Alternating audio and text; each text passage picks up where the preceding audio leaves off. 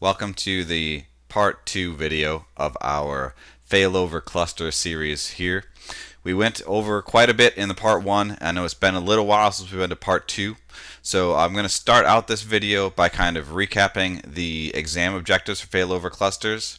And I did want to spend a little bit of time talking about the subjects that are most important for you to know for the exam, specifically because the failover clusters is a significant portion of the exam. When I've done practice tests, when I've taken the previous version of this test, there were a disproportionate amount of questions about failover clusters.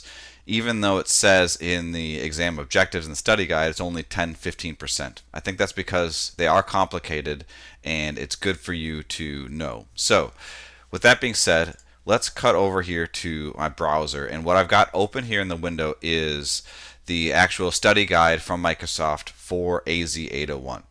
Now, we've been over a number of these topics already in the part 1 video. So the topics we already covered are, we've obviously put together a failover cluster.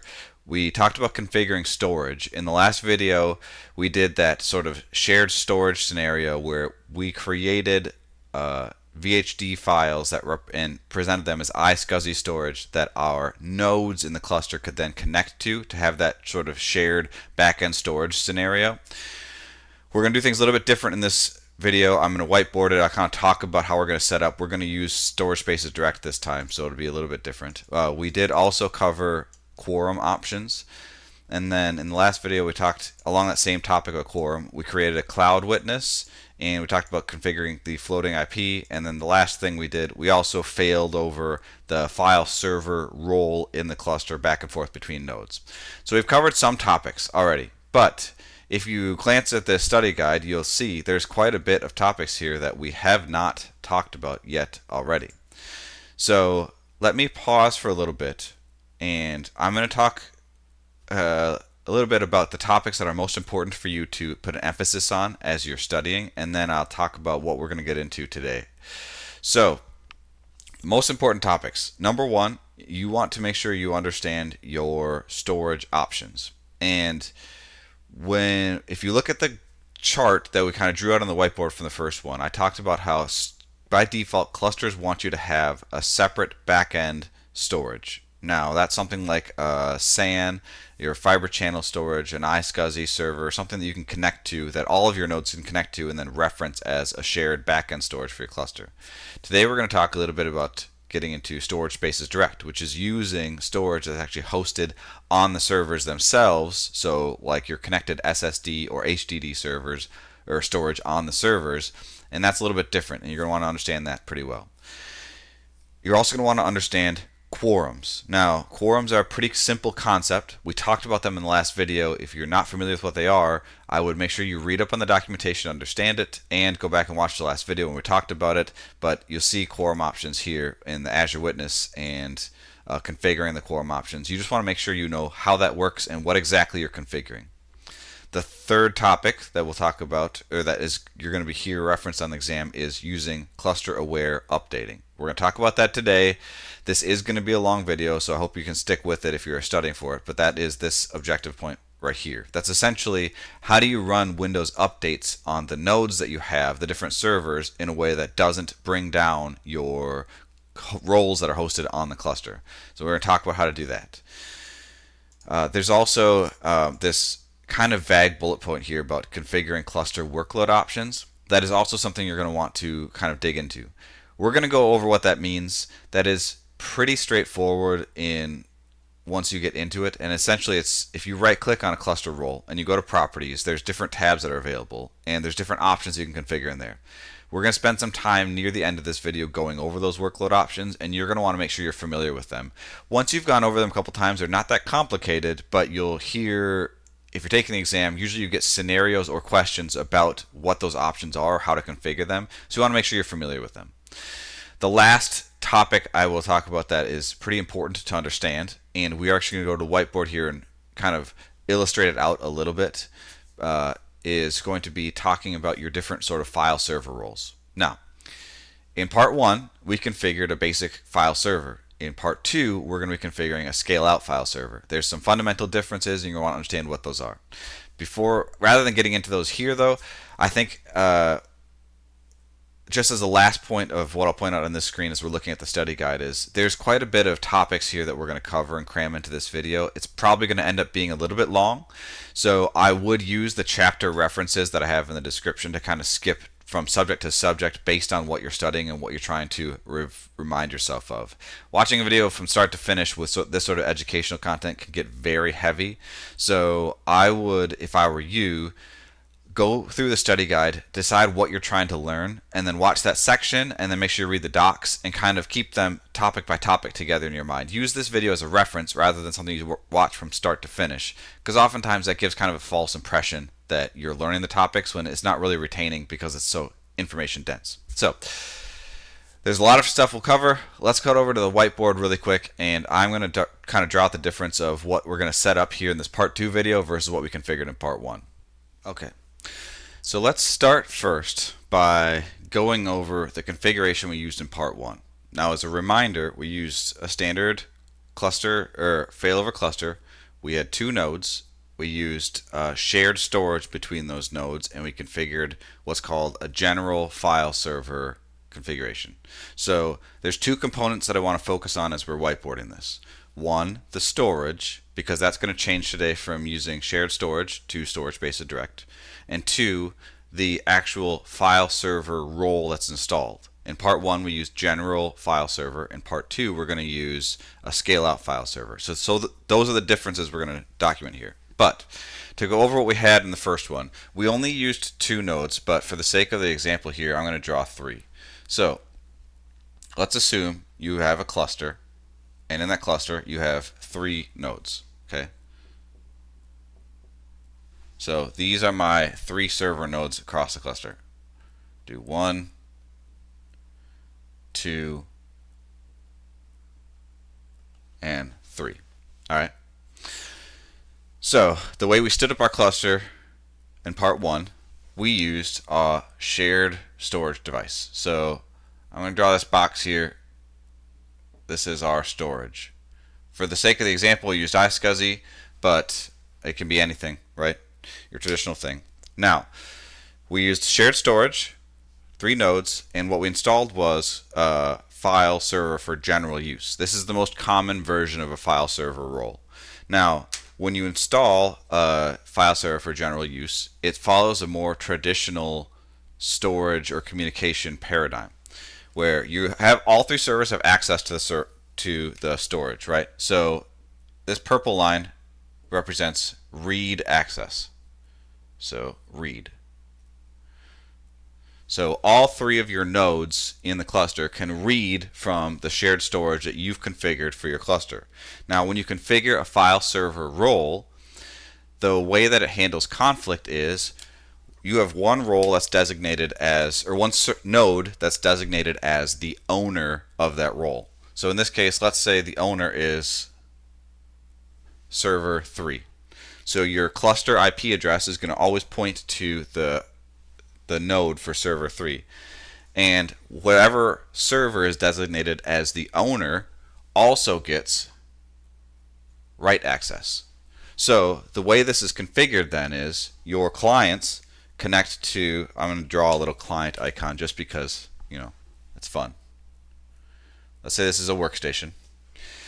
If your workstation is using the file server that's configured in your cluster, the client connects to whichever server is designated as the owner. It uses the cluster name, connects to the owner. The owner then has read and write access on the storage. So all of the file manipulation operations are happening through the owner node. It's writing any changes to storage, and then it's all the read activities are happening through that. Now, like I said, this is shared storage. So all 3 of these nodes can read from the storage. If something were to happen, and let's say your owner node goes down, so this is no longer the owner, what happens is write access is removed from this. The owner, from the cluster's perspective, changes over to whichever next server is available. So let's say this becomes the owner, and now this node gains the ability to write. So that's how your failover operation occurs. It switches from whichever the owner was to your next available node, and now this is handling all the operations. based on whatever workload options you have configured. And we're going to get back into that workload option. That I use that term specifically because we talked about that as we were going over the exam objectives. Your workload options is where you configure this sort of failover activity between nodes. It might fail back and the server comes back online. It might stay on this one depending on how you configured. But this is the configuration we used in our part 1 video. We have a standard file server role which uses a single server as read and write access across shared storage. The way we're going to do it in this video is different. We're going to change two things. The first thing we're going to change, and forgive me, I use chalk markers, so the erasing is a little bit weird here. We're not going to use shared storage in this video. Now, you can use shared storage for this purpose, for the scale up file server role we're going to configure, but for the sake of teaching you guys two different things, the first element that's changing is going to be the storage configuration. So, in the example today, we're going to use what's called storage spaces direct. Now, rather than using a shared storage medium in storage spaces direct, what you're configuring then is actual storage that's on the servers themselves. So let's say these boxes represent hard drives, right? In this case, I'm going to do HDDs, hard disks. This is slower write and reads, but higher capacity. And let's say the servers are also configured with separate disks that are SSDs.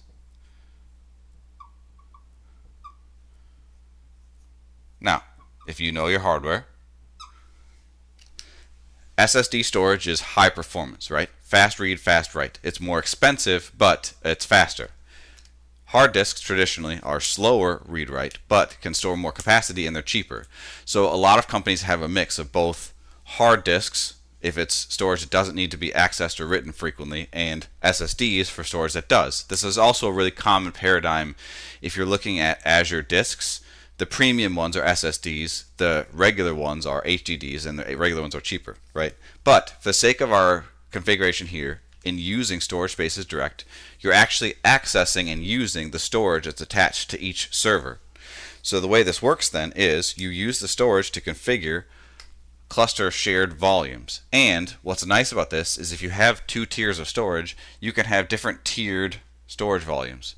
So all of your SSDs are configured as performance, right? Your performance storage, and you can use this to create one massive spanned cluster shared volume that you're going to access. So it's using all of the SSDs to create one volume for your cluster. And this is high performance because it's SSDs.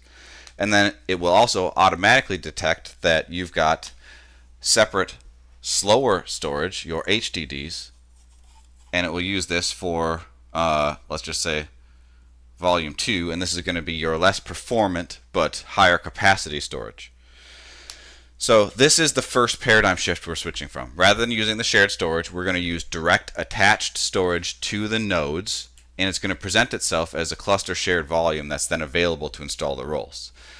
And then I only outline the fact there's two capacities just to demonstrate that it's possible. This is an advantage of storage spaces direct. It will automatically designate it'll automatically separate and designate your storage as available based on the disks that are attached to the servers.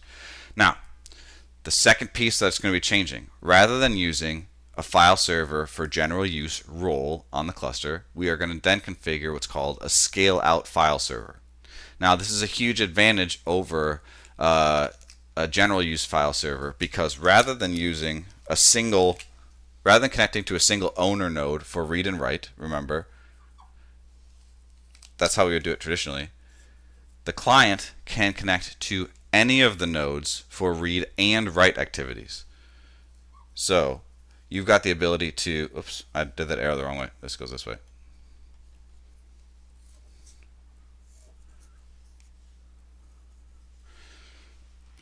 So your node or your client has the ability to connect to any one of the nodes, and it can perform read or write activities to all of the available nodes. Now, the reason this is nice, it uses new SMB technology. I think it's called SMB multi-channel to be able to handle all of those different connections and process data. Data gets processed faster, read and write activities. You have more high availability because any of the servers can handle write activities, not just one. And then the cluster itself handles that sort of conflict resolution. So this is intended to be highly performant and highly available storage.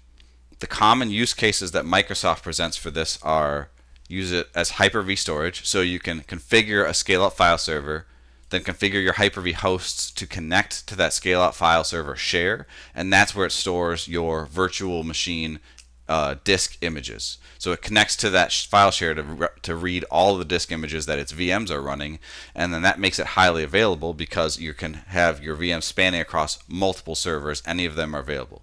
The other solution Microsoft recommends for this scale file server is SQL, which is a very read-write intensive application, right? But then it's the same thing, highly available, very fast storage that's available for those two purposes. You can also use it for general use, which is what we're going to configure today in our video. So that is the two differences. We're switching from shared storage to storage spaces direct, and we're switching from a general file use to a scale-out file server in the configuration we're going to do today. Now, with that being said, let's cut over and get into it. Okay, we've got our management VM up here. I've already stood up the cluster, but before we go any further, I wanted to stop and let's take a look at how I've configured these cluster nodes to prep them for storage spaces direct. So if I pull up a remote desktop connection here and connect to one of these nodes, what I want to show you is just how I connected the storage. So in the previous instance, we used the management server to create and host iSCSI targets that the nodes would connect to for their storage. In this case, because we're using storage spaces direct, we actually want to use local storage connected to the server, the nodes. So in order to do that, the requirements for making this work are you need volumes or drives attached to the server that have not been used for any other purpose. So they need to be attached, but you don't want to create volumes, you don't want them to be formatted, you want essentially just blank disks attached to these servers. So I set up both of these the same way, but I'm connected to my cluster P1 node here, and if I look at my disk management console, you will see I've got two disks here. It prompts me to initialize the disks. I'm not going to do this because we don't want to, but these two disks are blank disks that have been connected and aren't being used for anything, which is exactly what we need. So if I hit cancel and expand this a little bit, you can see I've got my OS disk here.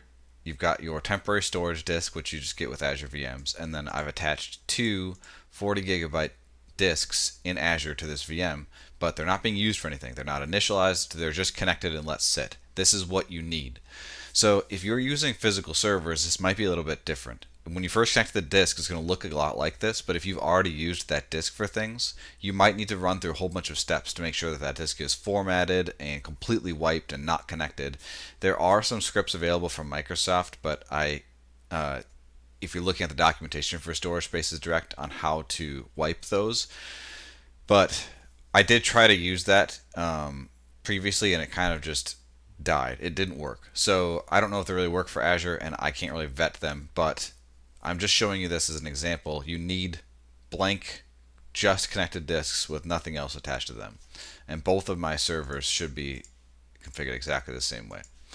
So now that we've got that, I'm back on my management server here, and if I look at for storage under disks, I've got nothing. Pools, nothing. Enclosures, nothing. Okay, so the way that I want to configure this then, I'm going to pull up PowerShell, and let me switch over and grab my script here.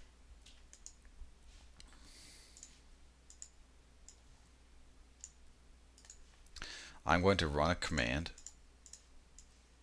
Let me just copy it into my PowerShell. So it's enable cluster storage spaces direct. I've specified my cluster name here, and then this is giving it a friendly pool name. So this is what the storage pool is going to be named, the storage spaces direct.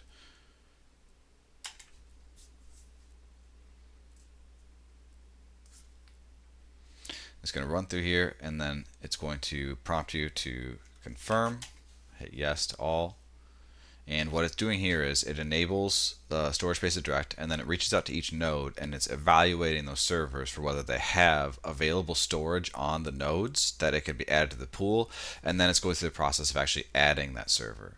Now you'll notice right here it says wait until physical disks are claimed. It's going to take a little while because it has to iterate through each disk. This process I've seen hang at like 15%. That was when I tried running the Microsoft provided commands first, and then it just never finished and it errored out. I don't know how long this is going to take, so I'm going to pause the video here and we will pick up once this is finished. Okay, our script is finished running, so let's take a look at what happened here. We have a couple of warning messages that came up. These can be disregarded.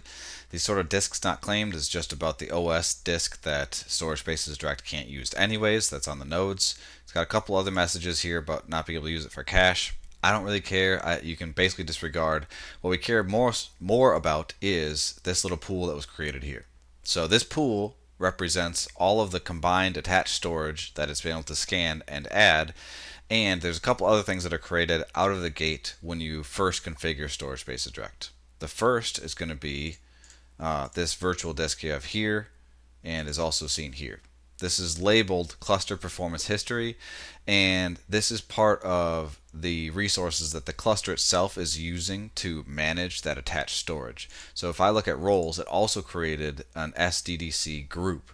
This role and this storage is all just a built-in function of using storage spaces direct, and it comes with it as soon as you add it. So you can leave this be. You don't really want to get rid of it. Just let it sit, and it will take up some of the space. 22 gigs seems like a lot of capacity to eat up, but it is what it is. But for our purposes, let's go ahead and create a new virtual disk on this pool that we can then use to create our scale-out file server. So right-click, new virtual disk, select my pool, hit OK. Next, and we're going to name this cluster disk, super descriptive name. For the size, it says I have 54 gigs total size. Let's go ahead and set this to 50. I have seen in the past an error where if I try to claim all of the space that it says I have, it doesn't work. So I'm just gonna, I think it's because it conflicts a little bit with that existing cluster performance history volume. So I'm going to specify a size slightly under what's available. Hit next, and you've got a nice little summary here. You'll notice for the resiliency of the capacity tier, it's taking a two-way mirror, meaning the data is copied across that direct storage. That's also why our available size is about half of what it says the free space is, because it's duplicating that data. So there is, if you're using storage spaces direct, a cost associated with the available storage that you have that you can use. So let's go ahead and create this. It's going to take a 50 gig disk. It's going to take up about 100 gigabytes of our available capacity because it's mirrored data. And let's go ahead and hit create. And failed to create virtual disk. Why did it do that? So that's the same error I've seen when I tried to use too much storage. So just to test that theory out. Next, we'll do the same thing here. I have a really hard time typing in the word cluster. I seem to typo it every single time. Set a capacity to 40. And that works. Like I said, there's some sort of tax on storage. I don't know why creating a smaller disk is available, creating a bigger one isn't, but that's fine. Next thing I'm going to show you is let's make sure we check this box to create a volume. Because let's think about what we're doing here and think of it in terms of if you were doing the same thing on a single server instead of a cluster, because that's kind of what this represents. If you had a server and you were adding a disk, right, you'd connect the disk. That makes it show up in disk management as a disk, but you can't use it yet. Before you can use the disk, you have to initialize it and then configure a volume or format a volume on it that then the operating system can use. That's the same thing we're doing here. All we're doing here when we create the disk is making that disk available and connected. But before we can use it, we have to format a volume that allows us to write data to that disk. It also allows that disk or that volume available to be used in the cluster roles that we're going to install later. So I'm going to check the box to make sure that I create a volume, close this, and the next thing comes up is our volume wizard. Select the server and disk. I want from my cluster here, I want to choose my cluster disk that I just created. Hit next. I've got my max capacity, that's fine. I'm also fine to choose the default drive letter. And REFS is going to be okay. We're going to add this to a cluster shared volume in a second. Just going to name this cluster volume. There we go. Next, and create. Let this run. It shouldn't take very long to finish.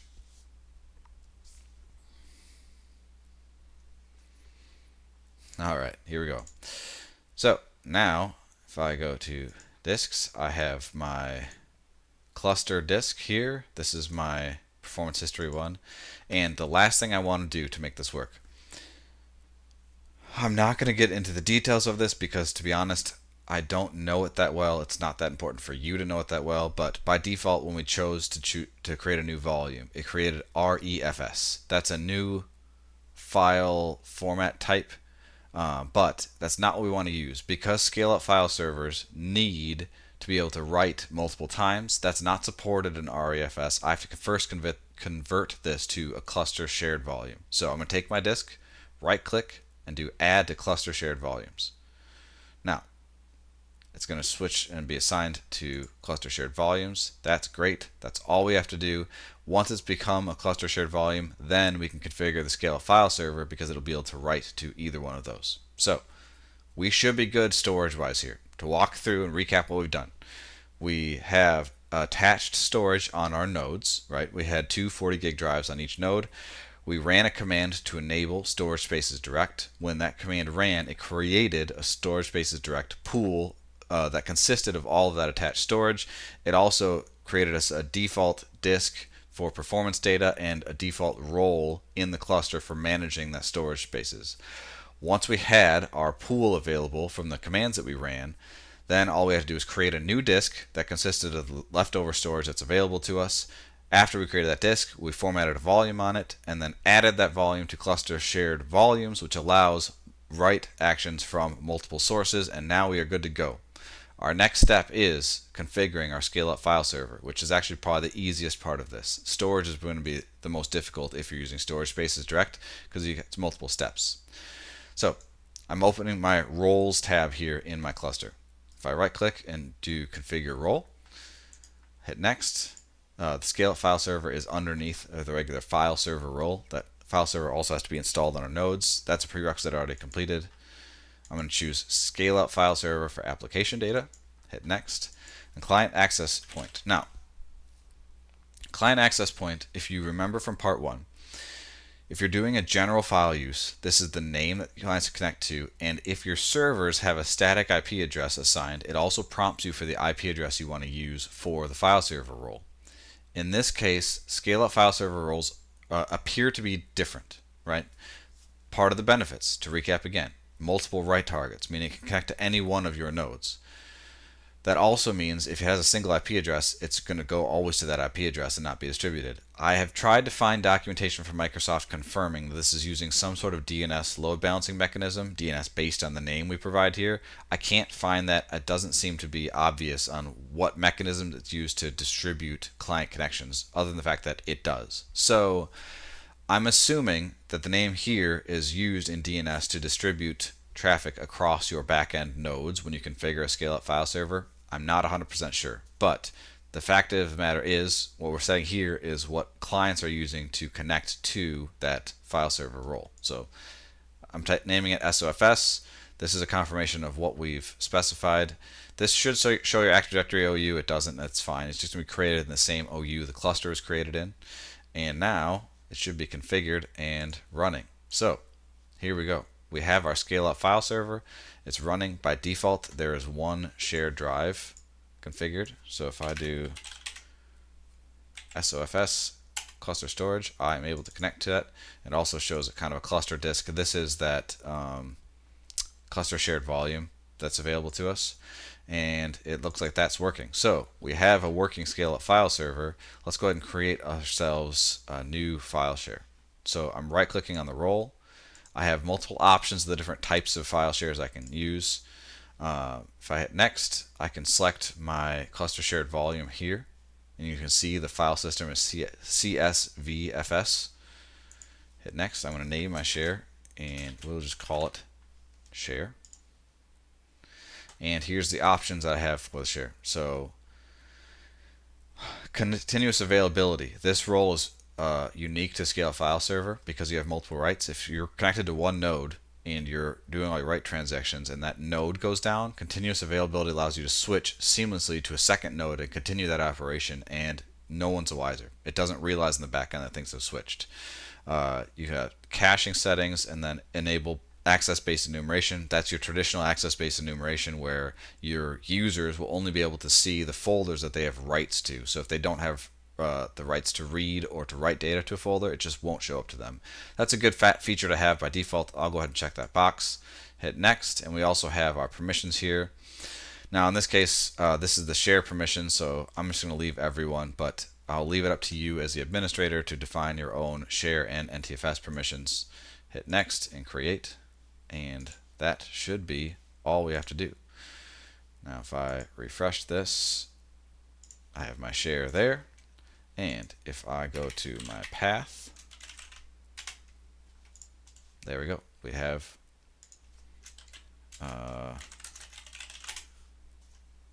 the ability to navigate and create files in our shared directory exactly the way we would. So that is the gist of it. So I'm going to pause here and recap what we're doing, and then we're going to get into some of these other exam objectives. I'm going to cut over, we'll look at those and kind of walk through what they are.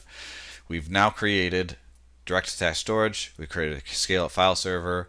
That scale up file server, we created a share. You've got permissions. There's a lot of other tweaks you can do here, but if you're walking through this yourself, just understanding all the components we've gotten up to right now should be plenty for the exam. And you should already know kind of what the difference is between scale up file server and general use, because I've said it like a dozen times at this point in this video. From this point on, let's cut over and look at the exam, and let's see what other objectives we haven't quite talked about yet. So switch over here. Got some commands. Oh, before we get into that, one thing that's worth talking about.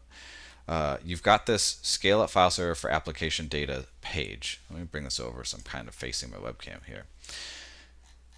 This page, I'll put a link into it, also talks about the different times you'd want to use a scale up file server, the different purposes. So you've got all the different features that are available in both general and a scale up file server.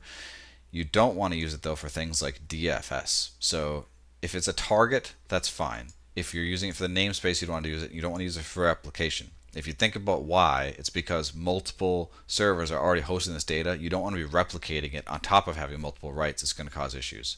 So this chart is worth reviewing if you're trying to think of the different use cases for when you'd be using a scale up file server and when you don't want to be using it. Call out the fact you don't want to be using it for roaming user profiles or home directories if you're using those. So there's considerations here. I just want to call it that there is documentation. But let's pivot, go back to our study guide and see what we need to configure. So we've kind of talked about the storage failover clustering.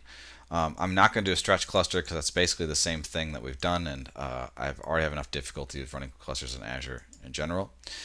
We configured our scale out file server. We configured the server. We talked about needing to use cluster shared volumes. We talked about how to set up a share once it's set up. That's really about it. If we dig into this a little farther, if I go to properties on this role, there's not really a lot of options available here. But if you're talking about the exam objectives, oops, I didn't switch. I went to properties on if I go with properties on the scale file server, there isn't really a lot of options here to configure because there's not really much you have to do once this is already stood up. So if we're talking though about the exam objectives, let's switch back here for configuring cluster workload options. This is that properties screen that we have up. So let's take a look at what these options involve. So, whoops. Right here, you have a preferred owners tab. This is on any role that you set up in a cluster. If you specify a preferred owners, what this means is that if this node is up, it is always going to be considered the owner of this node. It will always fail back to the preferred owner whenever this is online. So you have the ability to move these up or down, and this is essentially just setting an order, and you're also priority. So other than that, you've got a failover options here. So right here This specifies how many times a service would fail before that node is considered availability. So this says maximum failures in specified period. If I have one failure of the owner node within 6 hours, the service is going to fail over to the secondary node. Meaning, if I were to restart my cluster P1 server, because this is the owner currently, that would count as a failover. It would fail back in 6 hours, and it would fail over to the new node because the node it's on is failed. Now, after you specified this, you have your fail back scenario, meaning after the node comes back and is online, what happens? By default, it says prevent failback, meaning if I am in my cluster P1 node and it fails over to cluster P2. If I have prevent failback here, it's never going to go back to P1 unless P2 then fails. However, if I specify allow failback, I have two options. I can either always fail back immediately, meaning if I'm on P1, it fails, I go to P2, and P1 becomes available again, I will fail back to P1 right away. You have that option set. Otherwise, you can specify a time in hours that you want to fail back. So between 1 and 2 hours, I want you to go back to the primary node if it's available. And these are the workload options that are specified in the exam objectives. So if I'm looking at, switch back here, the exam objectives to configure cluster workload options, that is what it's talking about. It's talking about your preferred owner and your failover and failback settings. You want to make sure that you understand those for the exam objectives. They're not really that hard to wrap your mind around, but I would, if you stood this cluster up, I would go through and tweak those and make sure you understand what all these options are doing and make sure that you can describe it to somebody, because they're not complicated, but you do need to know, and you will get asked this on the exam. Now, the other things that we have configured here, we don't need a floating IP for scale file servers. We did configure this in part 1, and then we did manage storage spaces direct. So we tried creating a failover cluster using storage space direct. That worked. We didn't do anything for networking, but essentially that just, there are networking port requirements. I will link those below. And then we did a configuration of storage spaces direct. We saw that we stood up the pool. We saw the resources that were created by default when that pool stood up. We also created a disk on there and then managed to install and converted that disk and volume to cluster shared volume and set up storage spaces direct. So we've accomplished this whole piece of the objectives right now.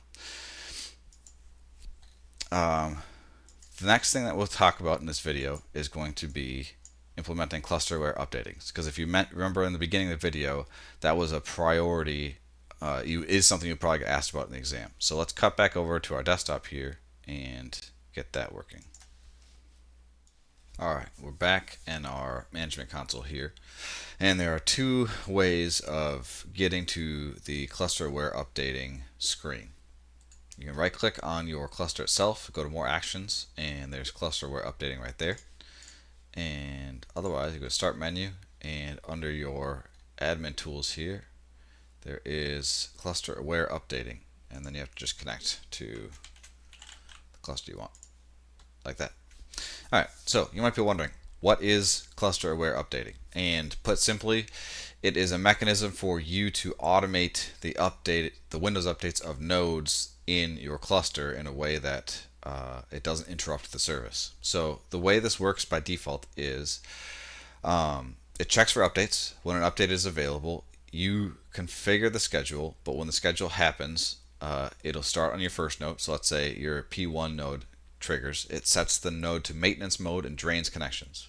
So anything that's currently connected to the node, those connections will slowly die off. No new connections will be established. Once the node has no connections left, it kicks off the Windows updates. So it installs the updates, restarts the server, brings it back online, validates that everything is good to go, and then re-adds or turns off maintenance mode to re-add that node to your cluster. Once maintenance node is off, it does the same process on the next node down. So go back to P2, set that to maintenance mode, drain connections, install updates, restart, come back up, or turn off maintenance mode. And that's all it does. It just goes server by server. And you have a lot of control over how the updates apply. So we're on the cluster aware updating screen here. Let's go ahead and click this button to configure self-updating options, and we'll kind of walk through what our settings are here. So hit next. We will add the cluster aware updated clustered role. So it is a role that you'll see installed on the cluster. And I do not have pre-staged things. I'll leave that unchecked. And here we go. So we're setting the actual update schedule here. Now, updates are released on the second Tuesday of each month. So let's just go ahead, third Tuesday of this month, sure. And here we go for options. Now, this is the kind of default parameters. You can create one of these files, save it somewhere, and then reference that file for other options. And what that lets you do is create like a template that you can reuse then for clusterware updates. But these are the settings that are actually included. So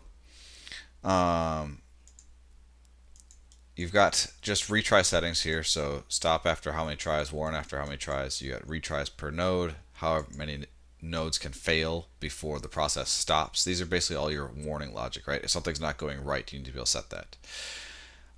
This box, you check this and make sure that all of your nodes are online and operating before the updating will even kick off. So if you have a very small number of nodes, like here I have 2, I don't want to run this if 1 is off because that means I only have 1 running. So I'm going to check that box.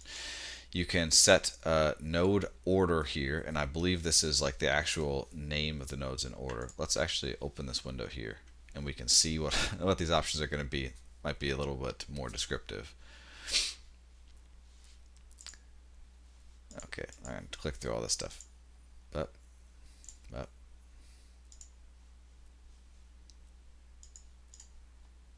edge. Okay. Okay, so this page reflects directly the settings here. I think it's going to be more helpful rather than clicking through here. Let's look and read the description of that's on this page. I'll link this in the description below as well.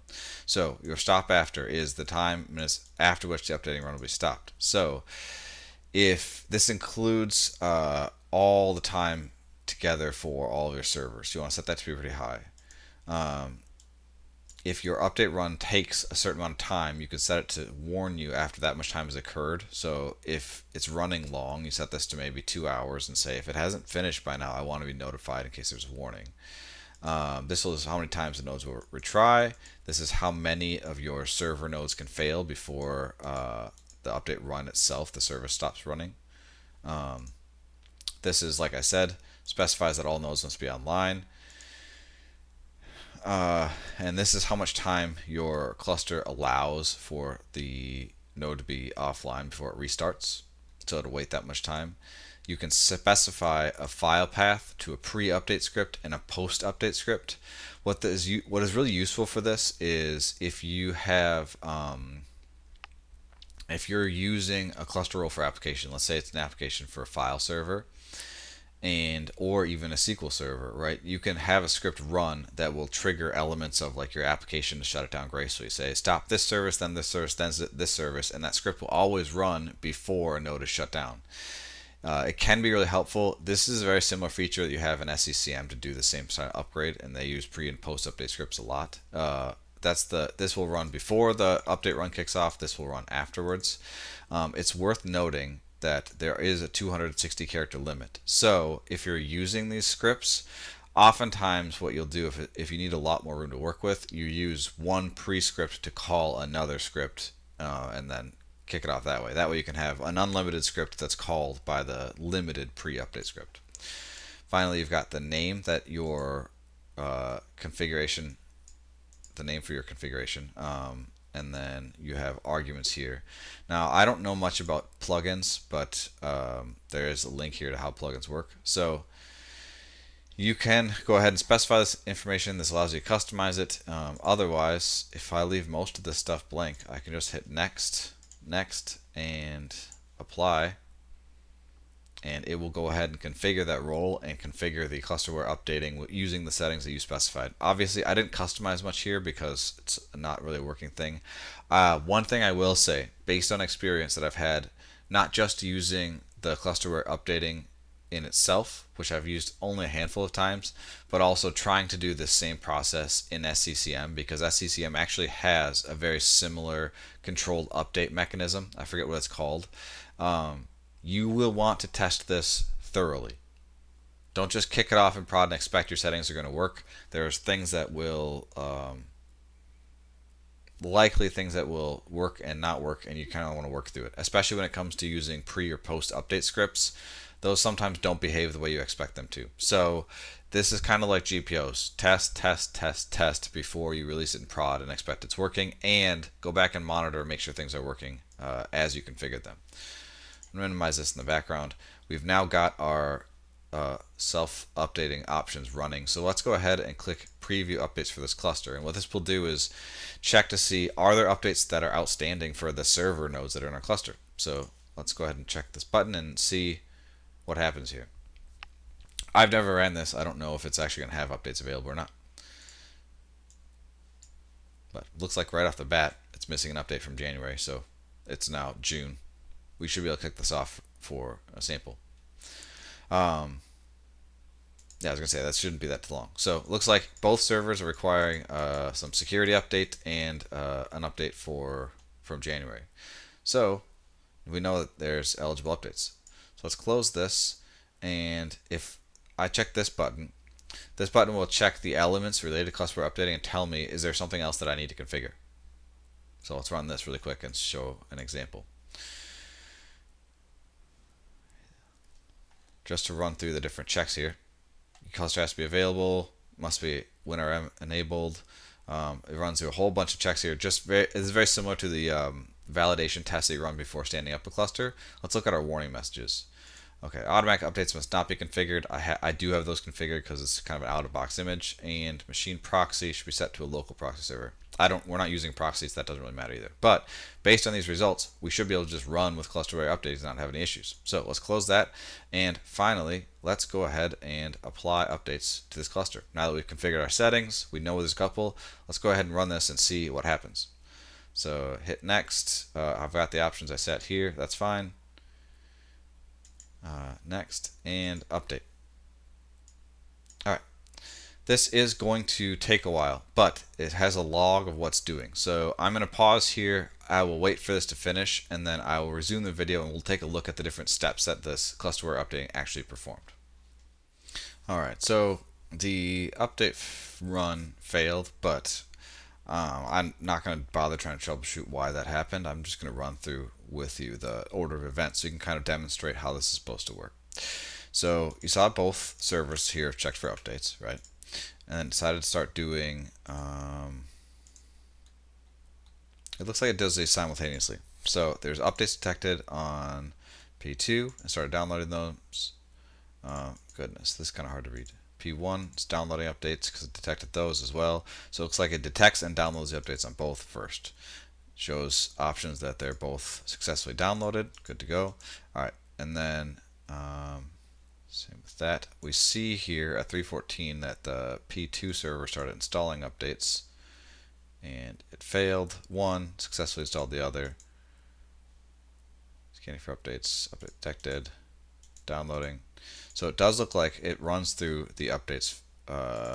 It did P2 first. So if I'm recapping what's happening here, it looks like it scans both servers and it downloads the updates on both servers, or all the server nodes at the same time. After everything is scanned and download, it triggers the process to start on one of your nodes. In this case, it looks like in P2 is where the update install happened first.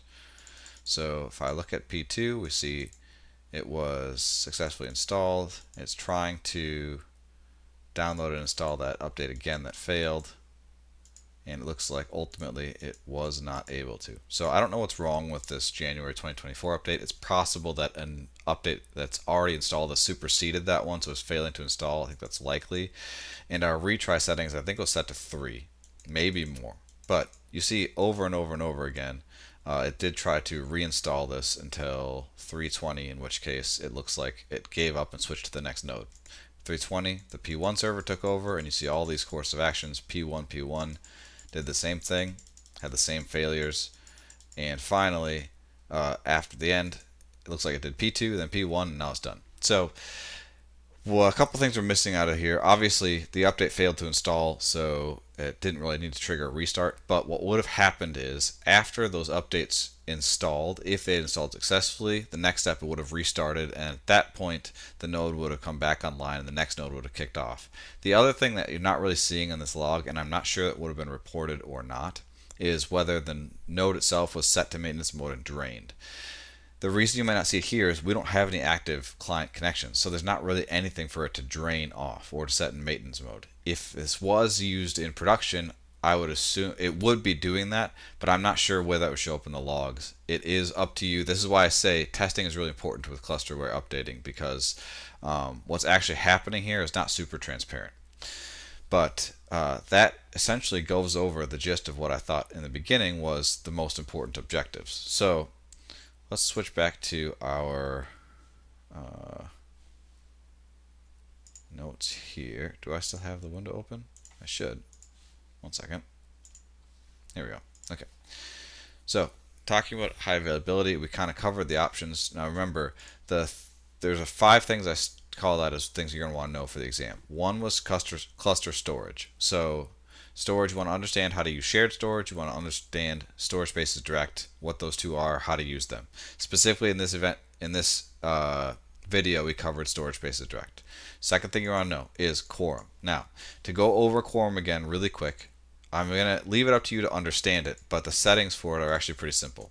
If you need to get to settings, go to more actions on the cluster and go to configure cluster quorum settings, and this is the wizard that walks you through how to use the different quorum options. So default quorum witness or advanced quorum configuration. You're going to need to figure out and make sure you know what a quorum is, what it's for, how balancing works in the event of having a quorum, and all the ins and outs of that. It's not that hard to understand. I'll leave it up for documentation, and I'll post a link just as a review for that. Next, I called out clusterware updating. We just did that. That was the screen here. We're talking about knowing the different settings that are available, knowing about what it's supposed to do, the purpose of it, and kind of the basics of how to configure it. You don't need to understand this through and through, but I would run through that documentation that's linked below for this as well, so you understand what the settings are that you can configure. Last, or the fourth thing that I wanted you guys to know was the actual role workload options. This is the options that are available if you right click on a role and go to properties. And this is talking about preferred owners, talking about failover and failback, and what the settings are there. Essentially, you're going to want to understand what all of these are and what they do and how they work. What I would also do is if you have a lab environment set up, make sure you try this out on the different types of roles. Like the general file server role, I believe has different options here than what's presented in a scale-out file server role. So you want to just be mindful of there might be other things here, but from what I've seen, the failover, failback, and preferred owners are usually the things that are most important for you to understand. Last step, I have it called out that you should know the difference between a scale-out file server and a general file server. If you don't know that difference by now, go back and watch this whole video again, because I assumed we probably skipped a whole bunch of parts. That's it. This kind of wraps up the failover cluster section of the AZ-801 exam. If you do have questions or you want me to clarify anything, leave me a comment down below and I'll respond to those as I get there. This is kind of a complicated topic, so thanks for sticking with me, and hopefully this has been helpful for you. If you don't mind, like, subscribe. I appreciate the feedback and let me know that I'm on course. Otherwise, I will be rounding out the rest of the AZ-801 content soon in the next couple of weeks. Thanks.